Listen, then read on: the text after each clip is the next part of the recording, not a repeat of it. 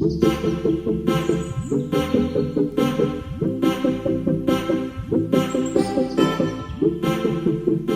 guys, welcome to another edition of Unpacking Abroad.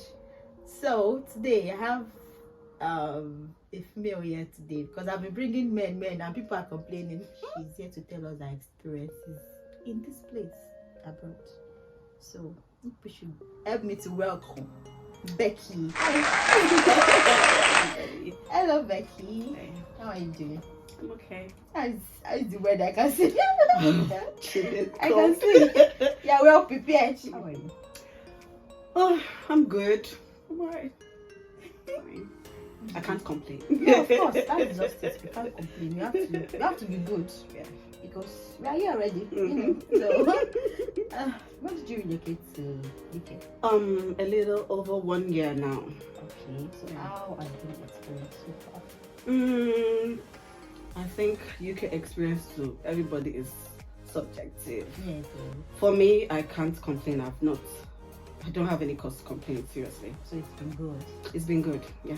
Good. Nothing. Good. Apart from the weather, obviously. Yeah, apart from the weather. That's the only bit I don't like. Apart from the weather, everything has been. Yeah, everything has been good. And I think it's the fact that it's something I thought about.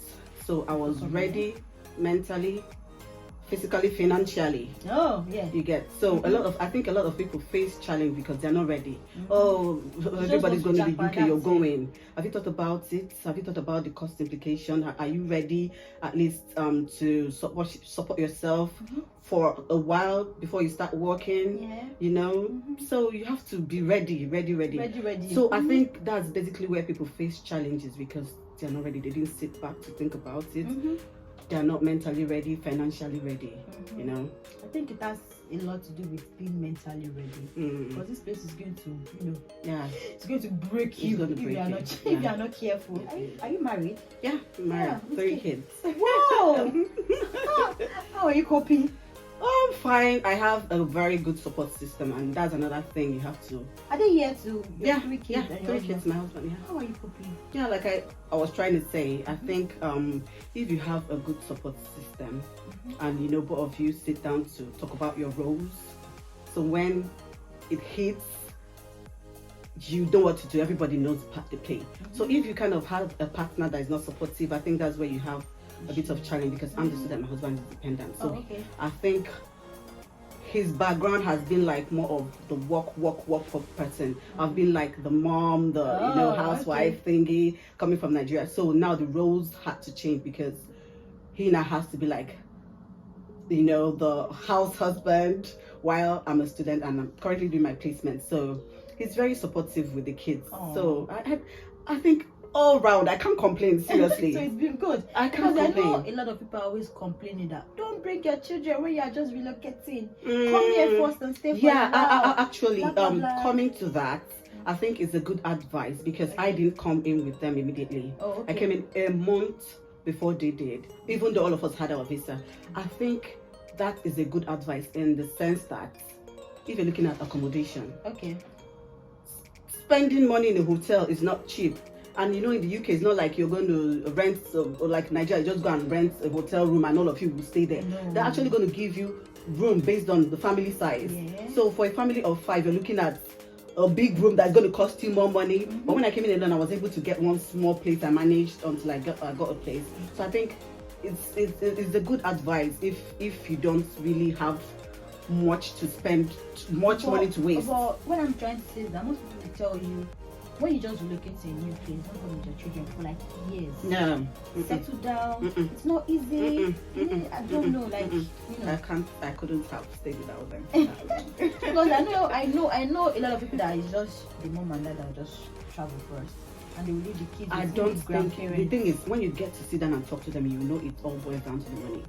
I believe if anybody is ready financially, you have the money, nobody wants to live like. And another thing people talk about is discipline your children. Back in Africa you can easily sit down there, stay there, but here we are actually curbed into It's just spoken words that you can say to them. There's nothing you can do. So people just say, don't bring them because they become very, very spoiled. The thing is, there is no time you will bring them that it gets easier. You understand? Even if you say, oh, let them be, once they come and they start hearing or seeing things, if they want to spoil, they will spoil. So I know. Even in Nigeria, so there's no better time. There's no Bring better them in. time. There's no better time. Or when they are teenagers, when they still come and enter maybe A level and start mixing up with, if they want to, they will. Yeah, I know. Yeah, I think it all boils down to how the foundation you've already laid back in Nigeria. How you're able to talk to them, the kind of relationship you have with them. Like my kids, once I look at them, they understand. Yeah. Sit down there. I just hope it continues that way. Yeah. But So for now, it's been good. Yeah. Training them. So how do you cope with work, taking them to school? Being a good wife, obviously. It's like how do you manage everything together? See, I'm a kind of person that I take on a lot of. I think when I'm not even doing anything, that's when I fall sick. So I'm able to multitask. Okay. And like I also said, I have a very supportive husband. So our roles have basically been divided. He knows what to do. He does the school rounds. He's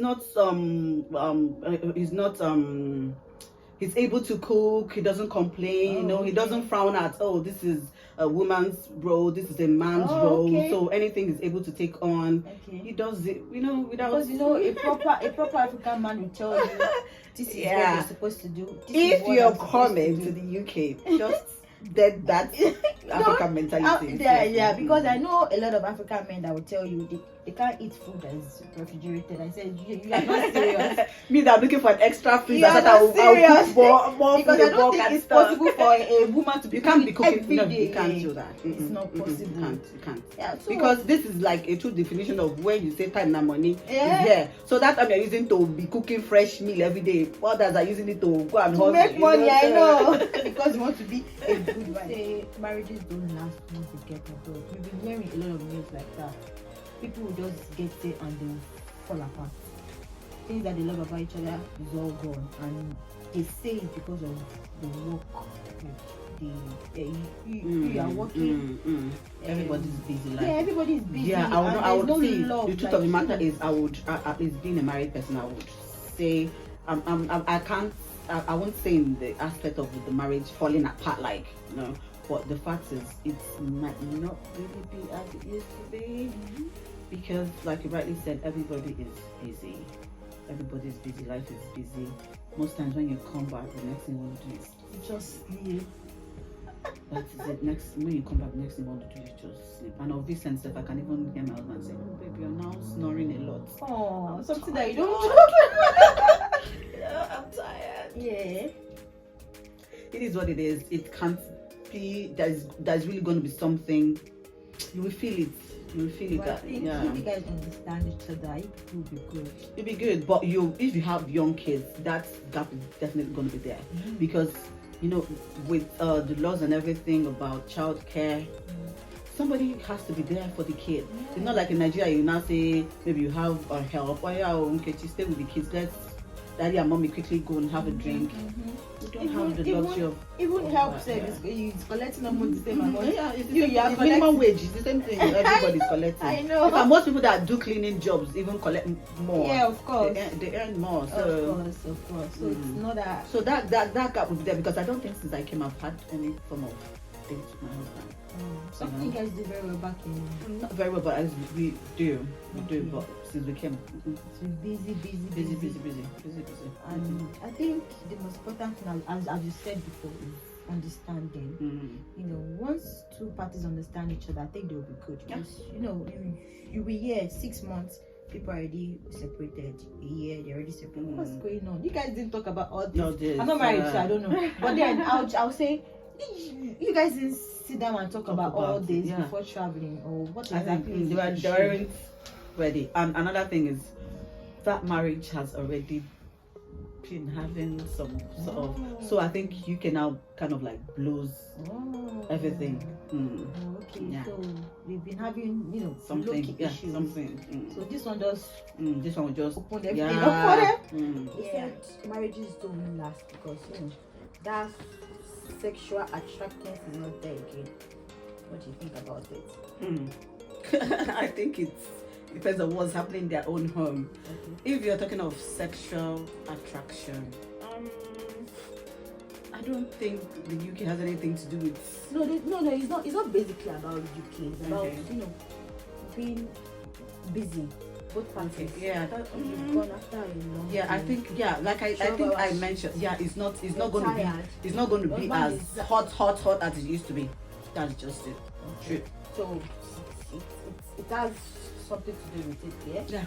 For the fact that you're busy, you're tired, you're coming back. And the thing is, the truth of the matter is that most times you might not even be able to be the hot girl you used to be back home. Even the weather alone will make you cover up. It is this kind of weather that people get pregnant because it's supposed to be for cuddling. Cuddling. So how come this weather is very very Somebody cold? like me, I cannot come out clothes under this coat.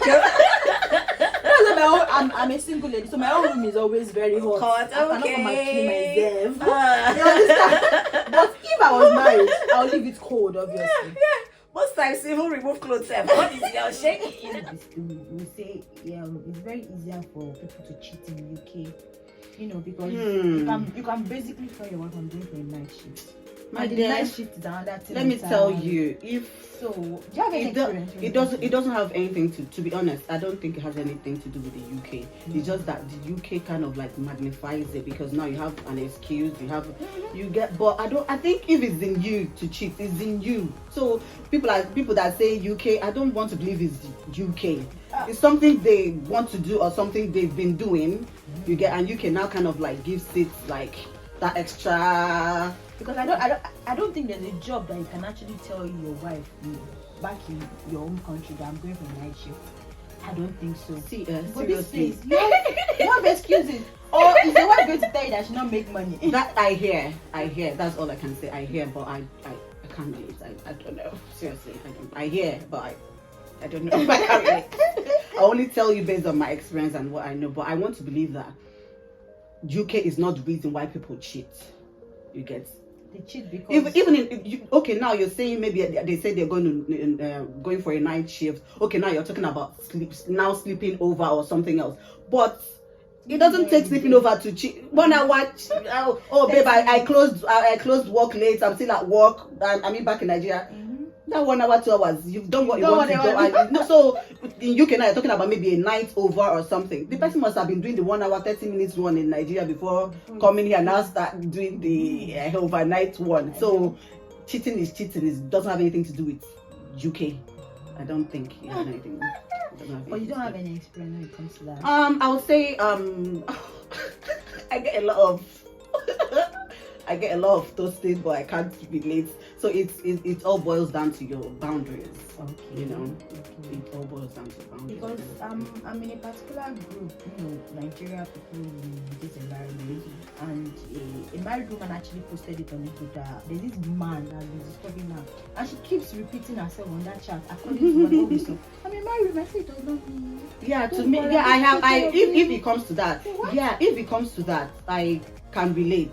So that's where the boundary, now comes in. But come to think of it, I'm like, this person that is toasting you, you're going to hustle for £11 shift. The person too is, what are you? What I bring it to the table? You understand? This table thing we're always talking about. So I'm getting what you're getting. It's not like in Nigeria, you say, oh, one Smolina is dating one oil company guy or one banker.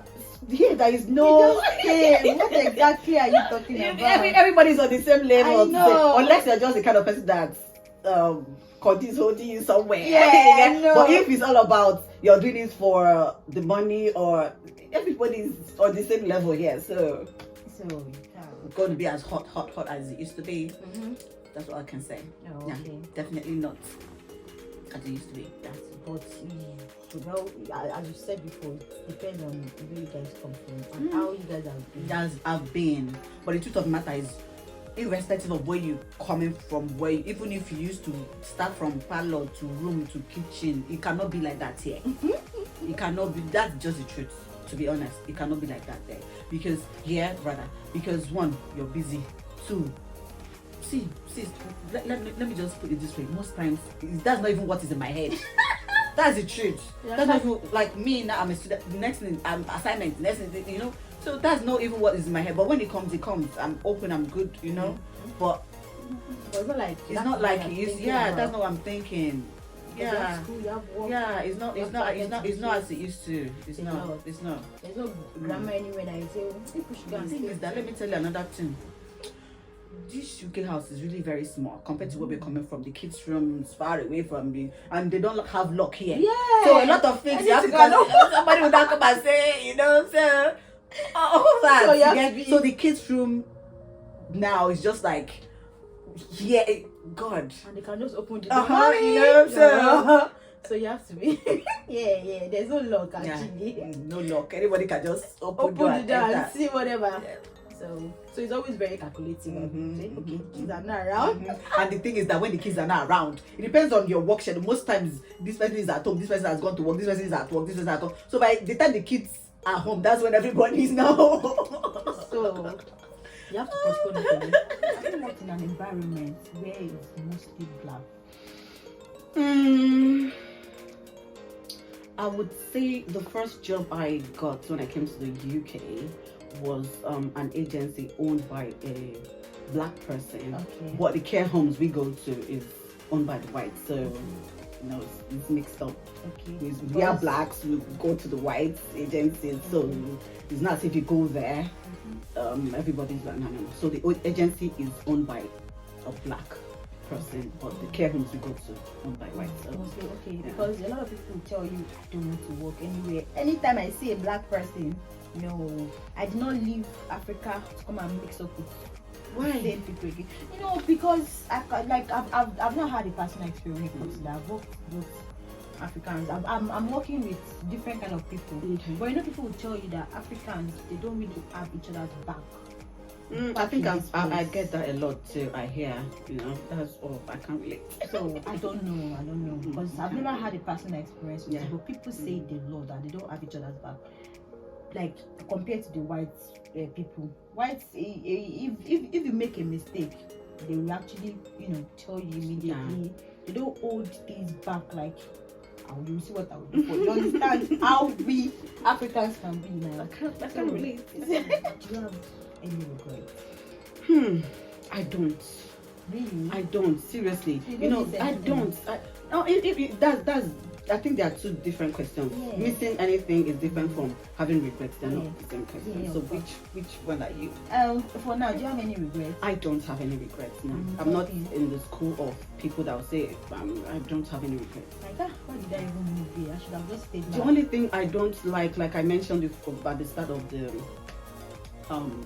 podcast, is the weather. That's the only thing I don't like. Apart from it, I'm okay. And the food, because you know in Nigeria you have money, you can order catfish. The day I was like, I want to eat fish and chips. Somebody said, "Don't go and expect you're going to see one catfish there." No, You know? all these Fillet. Yeah. So those are the things I miss. The food, you know, the communal living. Most times, like I was telling my husband the other day, I don't even know my next door neighbor. Yeah. I could meet him on the road. I won't know his one. So that Nigerian communal living, the good weather, the Owambes, the parties. Yeah, I miss So those are the things I miss. But if it's having regrets, nothing. Nah.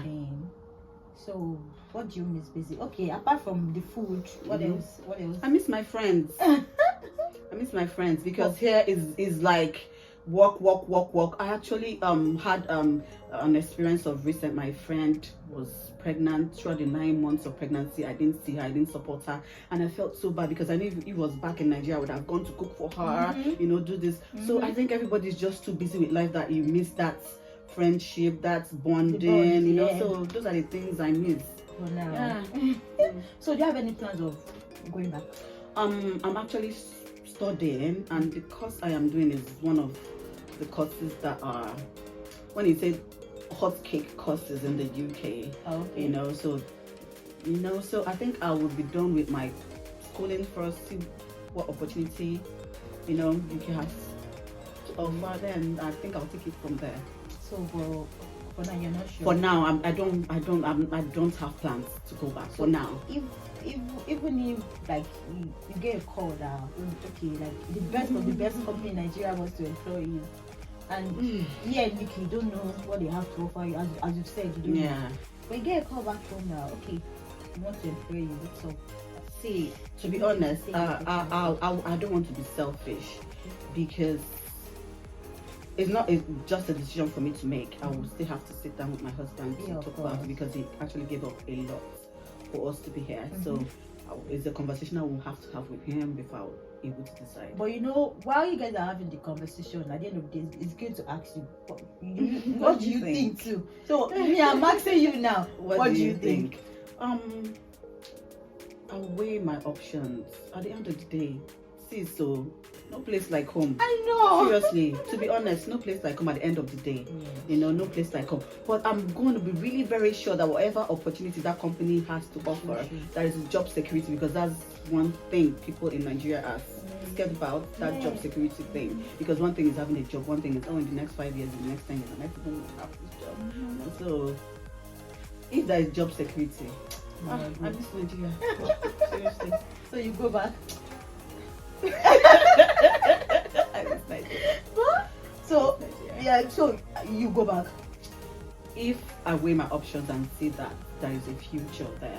Another thing is, there's different dynamics to this thing. So it's not as straightforward, you know, because one thing I thought about before making this move was my children. You get, so at the end of the day, any decision I'm going to take, I'm not going to be selfish about it. Yeah, of course. Their future, you get. So I think most people that, you know, took this step with kids, it was all about the children, future of the children, you know. So I don't think I'm going to be selfish. In as much as I want to go, I'll still sit back and think about this thing. This is my opportunity. This is my role. You know, in future, how is it going to, you know, how are my children going to be affected by my decision? You get, because you know where we come from, and you know the fact that it's like things are just, you know, it keeps going down the drain. It's not even up, down, it's like it's declining. So I don't know. I'll say, in as much as there's just different bits to think about here and there before you make that decision. My kids, I think about my kids, I think about the future of whatever company it is. If there's job security, I have to check in with my husband to see what he says about it. So it's not as straightforward. But I miss Nigeria. And I think even if I settle in the future, I'll be traveling a lot. Back from here? A lot. Like at least 3 or 4 times a year?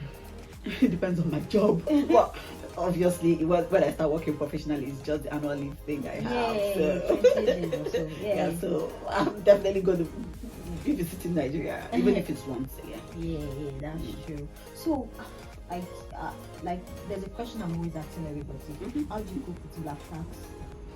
Town black tax? Yeah. Oh gosh, it's been crazy. You know, people have this mentality that once you come, you've hammered. And I get it a lot.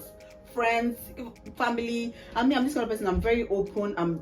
Because they, you know, that's what I tell people. The earlier you address, tell them, the earlier you too, you know. So, day, sis, day, uncle, day for now. I'm still a student, I'm trying to balance, I'm trying to settle down. Understand? My mental health too is at stake here. So if I'm not able to, I'm not able to. You understand? For the fact that you're here doesn't mean you're poking, money. And the thing is, let me put it out there. I don't know how many people this is going to reach. Let me just put it out there. The UK will not turn you into a millionaire or a billionaire, because as the money is coming, it's going. You will just be okay. You understand? You will just be all right. You will be able to. You will not be hungry. Of course. You get. That's the one thing I can assure you. Yeah. You will not be hungry, but you'll be okay. You'll be okay. You'll be able to pay your bills. You'll be able to buy some designers things. You'll be able to go on holidays. You will live a good life. That's basically. But to say you are going to become a millionaire or and send me money to say, that's not how it is, sis, bros. That's not how it is. Please. As people will tell you, as people will tell you, like you might have few you change to hold them. spare, but it's not as if you're now overnight going to be. Another thing that helps us, let me put it out there again, is the exchange rate. The fact that you can turn your £1 to, I think, about 1.4 now. So that is where, you know, so it's not as if. And if you send 5K to a lot of people, they like 5K. You people in UK, people are too stingy. I get that a lot. You people are too stingy. You can imagine. You guys, 1 hour shift is like how much? You help the person to So calculate. this 5K that you sent to me is not even up to your 1 hour shift. Yeah. Like, what? Of course, you know, once you start doing that and converting and helping us to convert the money, if it's all feels so big in your head, but bro, so as the money is coming, that's how it's going. I know. We are paying house rent, we are paying bills, and now that it's very cold, you need to pay the so as it's coming, that's how it's going. Yeah, we are just okay here. We are not millionaires. We are not.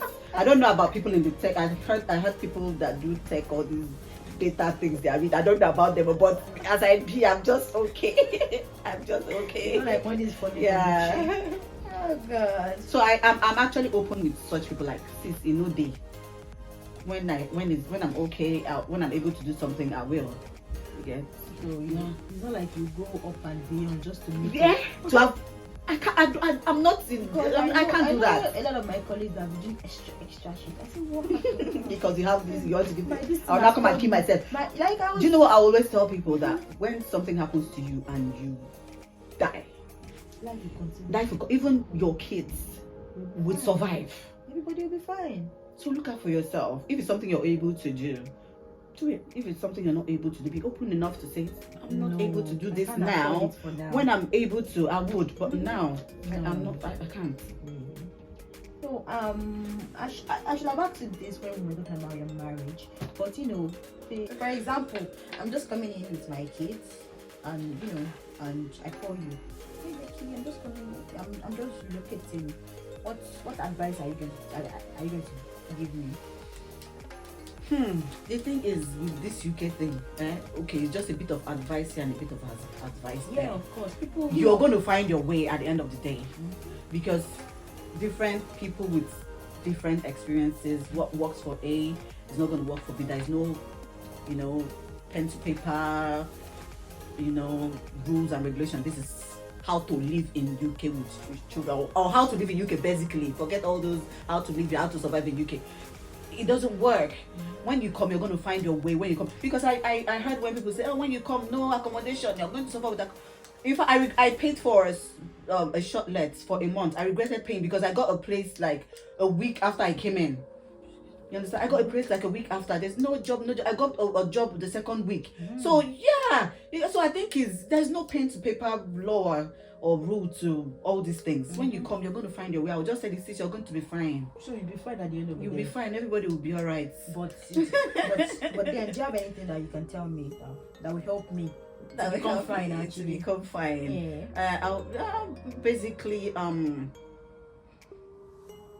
I think that's already what they're going to consider when they're placing your kids. Make sure everything is around, because you might not have access to a car.